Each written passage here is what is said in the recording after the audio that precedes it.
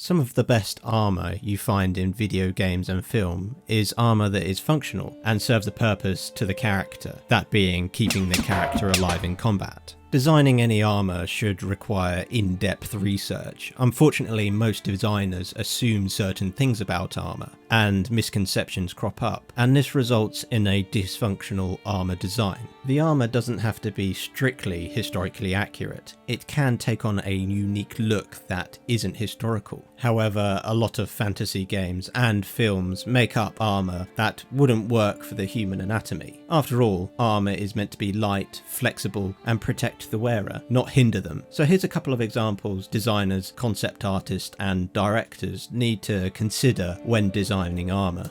I've said this before in a previous video, but after a shield, the next piece of equipment would be a helmet. It's quite amusing to see these paladin-style knights you see in video games and some in films, and they don't even have a helmet on. Helmets do the simple job of protecting your brain, so that's kind of important. Historically, helmets come in all shapes and sizes, spanning thousands of years for all kinds of people and cultures, so there's no excuse to miss them out. One step further in making a good design is when you're making your rough concepts. Consider the time period or exact date that the game or film is based on. This will enhance the depth of the character by a long shot. Too many times have I seen a Corinthian helmet based on a game or film about the ancient Greeks when the helmet wouldn't even be in use then. The Trojan Wars is a good example of this. You must consider that the Corinthian helmet only lasted a few centuries in the archaic and the early classical period. Even then, it wasn't distributed among the masses, and its design developed over the years according to the style of warfare happening at that time. Even the famous Spartans used the pylos helmet design for a period. One of my favourite helmets from the Hellenic culture is the Konos helmet, as I've gone into a tangent about Greek helmets. It looks like a mixture of the Attic, Boeotian and Pylos helmet. I love it. Moving on, plate armour has a lot of misconceptions about it. Plate armour goes back even to the Bronze Age with the Mycenaean Dendra panoply. However, it became a really well-known element in the late Middle Ages and Renaissance period. For plate armour to really work, it must be well tailored to closely fit the wearer and distribute the weight evenly. A huge misconception about plate armour is that it weighs a lot. However, field armour would only weigh about 20 kilos, give or take a few. Add to the clothing, arming doublet and mail voiders, and it only comes to about 25 to 30 kilos, give or take a few kilos. When this weight is distributed around the body, this weight is much less noticeable. Bear in mind that modern soldiers carry the same weight and is distributed around the hips and back, not the entire body. Another huge misconception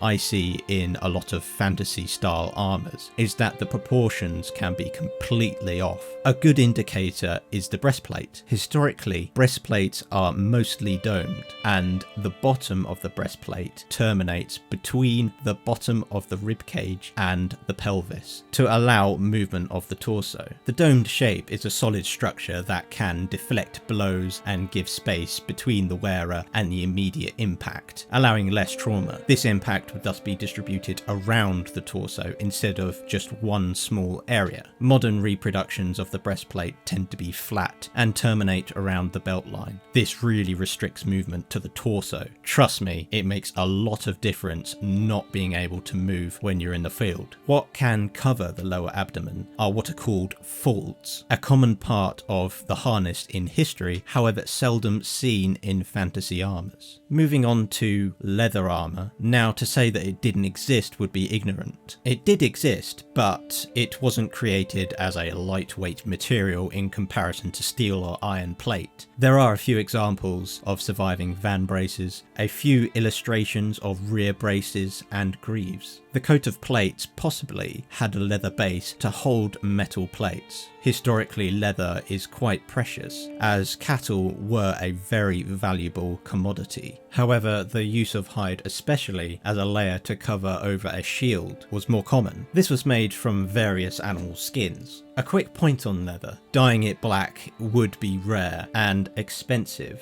When designing your armour or belt fittings, go for bright colours such as green or red. They are far more common and look a hell of a lot better. To design a soldier exclusively with leather armour would result in a very expensive kit. Thick layers would need to cover the torso and head, and just like any armour, would require a lot of tailoring, as it would be inflexible and would weigh nearly as much as steel plate. Mail is always a good substitution for leather armour. It's flexible, doesn't require a lot of maintenance, and would be very common amongst soldiers of the Middle Ages. One small point before I finish is that armour during the Middle Ages and beyond was composed of layers of armoured garments. A common method would be a base layer of gambeson, which was a padded garment. Gambeson tends to consist of multiple layers of linen sewn tightly together. On top of that would be mail. This would usually be a mail shirt. Lastly, the plate armour we all love and know well. This plate armour again had to fit well and needed to be flexible to move around in. So that's a few points that should be useful for people who perhaps do not know a lot about armour. Research and a lot of reference is key for designing anything in film and gaming industries, and armour is no exception.